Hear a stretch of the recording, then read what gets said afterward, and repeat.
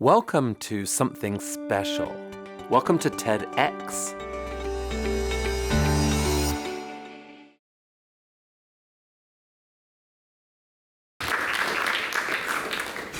$28 trillion, an exorbitant amount of money, enough to change a person's life, transform the future of nations, and reshape the global economy. It represents the potential to lift millions out of poverty, create millions of jobs, and drive innovation to a scale we've never seen before. But this $28 trillion isn't just a number.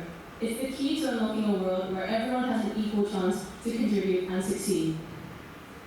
Now, what does this $28 trillion mean? According to a McKinsey Global Institute report, this $28 trillion represents the value gender equality in the workforce could add to the global GDP by 2025, this year. But this isn't just a number, it's a missed opportunity. When women fully participate in the workforce, there's increased social progress, as well as the introduction of more diverse perspectives in businesses. This causes businesses to thrive and economies to grow. Yet, according to the World Bank, 2.4 billion women still don't have equal economic opportunities due to legal barriers in 178 countries. So, why are we still debating whether investing in women is worth it? One country tried to answer that question, Japan, and it gave us a real-world case study in what happens when we take womenomics seriously.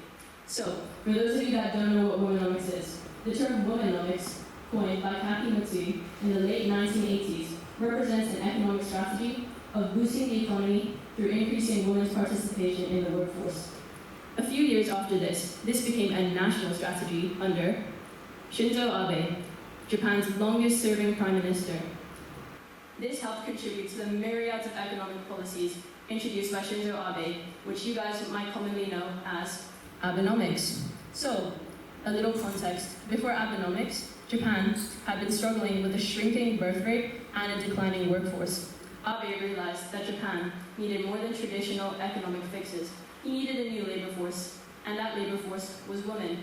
His policies included more leadership roles for women, increased childcare support, and policies to make work-life balances easier. So, did womenomics end up working? Yes and no. So yes, more women did enter the workplace. But where did they go? Many women were pushed into low-paying part-time jobs with little to no career advancements. The leadership gender gap barely moved, and cultural expectations about women's role at home remain unchanged, which leads to the question, was womenomics solely beneficial to the economy, or was it beneficial to women as well? So, through this, we know that Abe's womenomics policies showed us something critical. Policies aren't enough, we need structural and cultural change. For example, investing in women's education.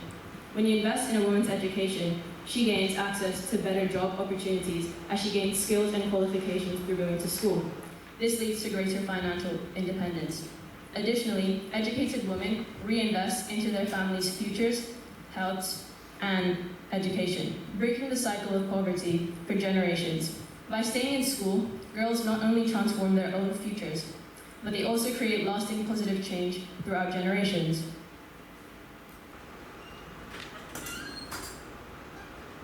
So, here are some examples of women who have contributed this in their own separate ways and have proven that investing in education and gender equality isn't just the right thing to do, it's the smart thing to do.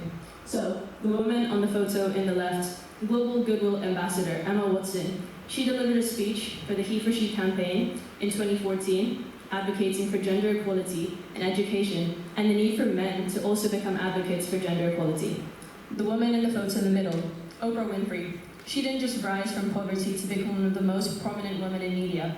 She used her wealth in 2007 to build the Oprah Winfrey Leadership Academy for Girls in South Africa to allow access to education for girls in South Africa.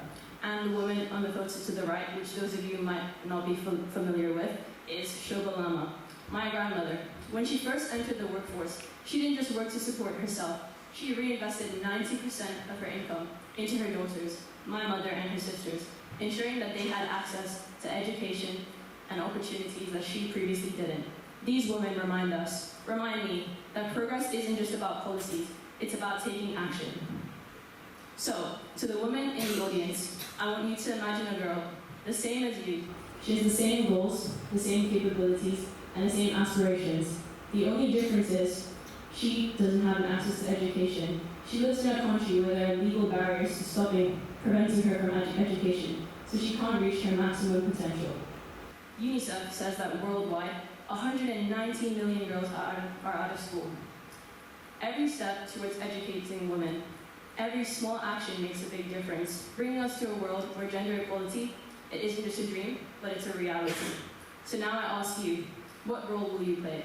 Because when we invest in women, we don't change one life, we change generations and communities and promote gender equality.